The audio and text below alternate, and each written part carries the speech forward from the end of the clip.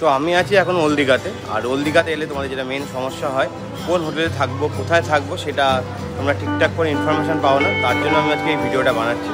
আমি এখন রয়েছি ওল্ড দীঘার রাজবাড়ি কমপ্লেক্সের ভেতরে। তো এখানে ভিতরে কী কী হোটেল আছে সেগুলো তোমাদেরকে শেয়ার করবো। আর সেটা তোমাদের এই রাজবাড়ি কমপ্লেক্সে আসতে গেলে মানে কীভাবে আসতে হবে সেটা তোমাদেরকে জানিয়ে রাখছি। আর আমার এই ভিডিওতে তোমরা হোটেলের নাম্বারগুলো পেয়ে যাবে। তোমরা চাইলে এখানে কল করে অনলাইনে বুকিং করে তোমরা চলে আসতে, তাহলে তোমাদের ঝামেলা হবে না। চলো হোটেলটা কোথায় রাজবাড়ি কমপ্লেক্সে সেটা তোমাদেরকে আমি ভিডিওতে দেখিয়ে দিচ্ছি। সামনের রাস্তাটাই হচ্ছে ওল্ড দীঘার মেন ব্রিজটা, আর তার সামনেই রয়েছে এই কালী মন্দিরটা। আর এর ভেতর দিকে যে হোটেলগুলো রয়েছে সেটাকেই বলে রাজবাড়ি কমপ্লেক্সের হোটেল। তো এখানে কী কী হোটেল আছে সেগুলো তোমাদেরকে আমি শেয়ার করব।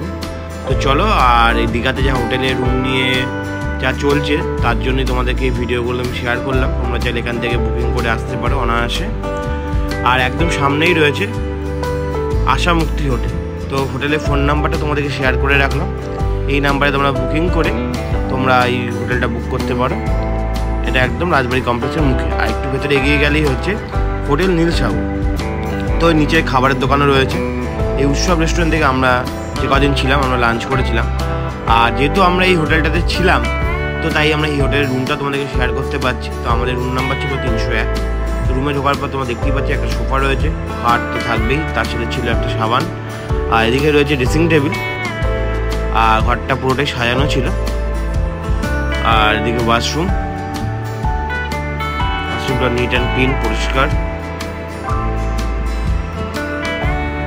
আর এই দরজাটা খুললেই আছে ব্যালকনি। তো এটাই হলো রাজবাড়ি কমপ্লেক্স।